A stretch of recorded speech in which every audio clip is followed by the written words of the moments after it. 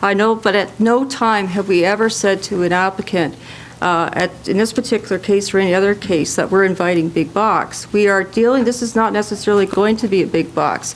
We are looking at any multitude of variations that could occur on this site in terms of development. But the one major point is we want something that's attractive to the region, sustainable.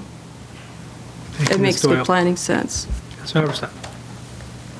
Okay, so if this rezoning is approved tonight, is there an opportunity later on if there's an application for, I mean, there probably wouldn't need to be an application for something that would include a big box. That would be basically be we've allowed that particular use to be zoned. Is that not true? Or? It's the uses that are being listed here as permitted uses potentially allow for any of those, any types of retail commercial use, whatever the configuration.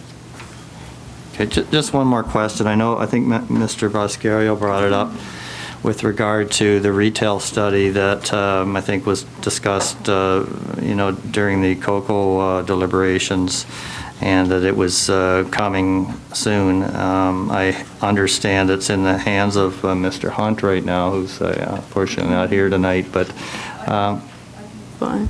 Sure. Just as an update to that study is soon to be completed, actually, and speaking with my colleagues as recent as today, and I was aware of this prior to today, but again, just to get an update, the residual market demand impact analysis is a commercial lands justification study. That is coming to PAC in May. So it will be being forwarded on to council after that meeting in May. So it's very close. I might also add that because of the fact that it's almost near completion, that's another aspect that's very important to consider here, because when we circulated our development application to our colleagues in planning policy, they always obviously have an awareness. They've had input into this residual market demand impact analysis. So they're aware of these lands. They're aware of how it's been considered as part of that study, and at no time have they indicated to us any concerns with these lands, because obviously, again, it goes back to the official plan amendment that was done in the annexed area when they actually completed a specific study called the Annexed Lands Master Planning Study. And the Annexed Lands Master Planning Study looked at these lands and included them as part of the commercial mix. Even though the lands were zoned agriculture, the designation was zoned mixed use.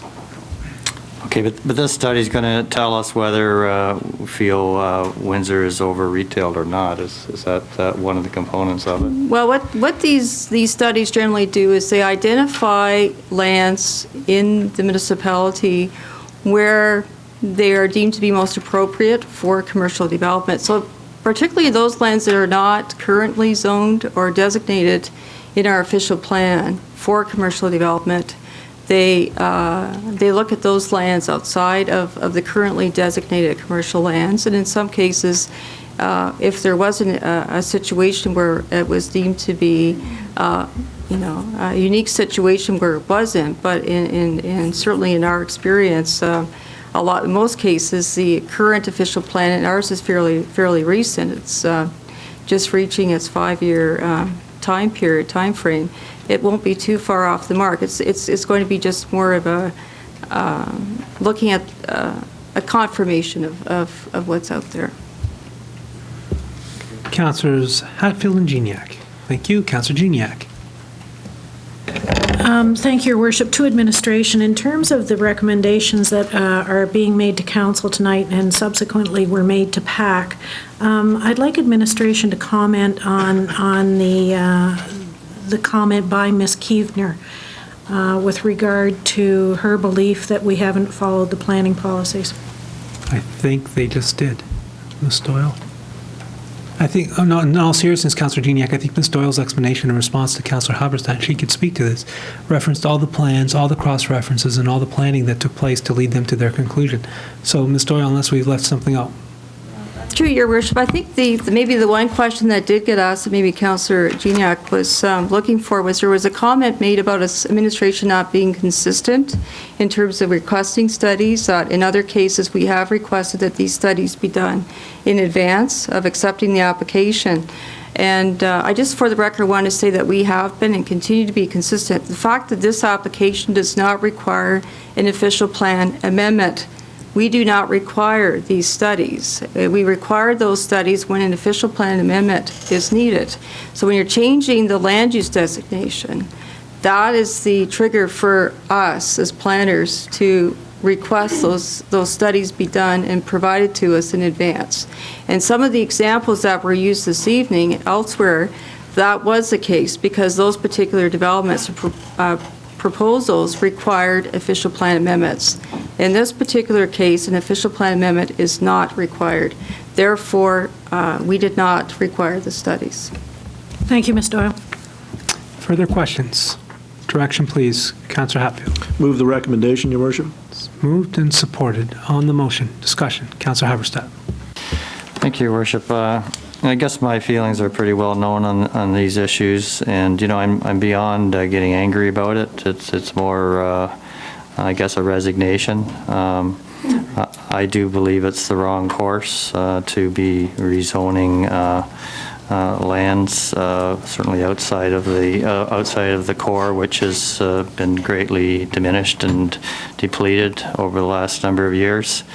And I think it's a death wish, and I appreciate what Ms. Doyle says about sort of some trying to incorporate planning principles, walkability, etc. But I mean, in the end, to me, if it back to the duck analogy, if it looks like a duck and swims like a duck or whatever that means, it's a duck, and I think this is a big box and it's a duck, so I can't support. On the motion, Councillors Valentinus and Gignac. Thank you, Worship. The report before us in terms of recommendations is consistent. Both Planning Advisory Committee and Administration supported this. I may have been reluctant to go forward with it if we're looking at the total parcel, but this is a parcel of approximately 30 acres or so, surrounded by 200 acres, which has already been dealt with. And so what we're doing is simply making sure that the last remaining piece of this parcel is compatible with what is next to it. And we can, as much as, big box are being portrayed as the bad guy here, if you've gone to Costco, if you've gone to Walmart, or one of those big Zare stores, or Canadian Tire, or Home Depot, then you know what? You've gone to a big boxer. And they're a fact of life, and I think the marketplace, the same way the marketplace is starting to say that maybe these indoor malls are not the end-all and be-all. And we're going back to the older style of development. If you see some of the newer malls, especially in the U.S., they're going back to that streetscape, urban setting, town square type of thing. And the marketplace is going to generate that. But for us, on one small piece of property to do that, unless we put an absolute freeze on all the development in the region, unless it's done in an organized fashion, I don't think it's fair. This is a piece of part of a big piece of property which has been assembled over a series of years, and if we're going to put a big box someplace, I'd like to think that next to an industrial park and fronting on a major expressway is probably where I'd want to put it. Councillor Gignac. Thank you, Your Worship. I did have some concerns in terms of the timing of the background studies that would be required for this parcel of property, but administration has more than adequately described why the recommendation was made. I think realistically, if we're looking at development on approximately 250-some acres of land, and the 220 of it have already been designated as mixed use, then it's reasonable to assume that the appropriate use for the other 30 is going to be the same. It certainly is not going to be residential in that area. On the motion, I'm going to call the question. All in favor? Opposed, and that motion carries. Thank you, everyone.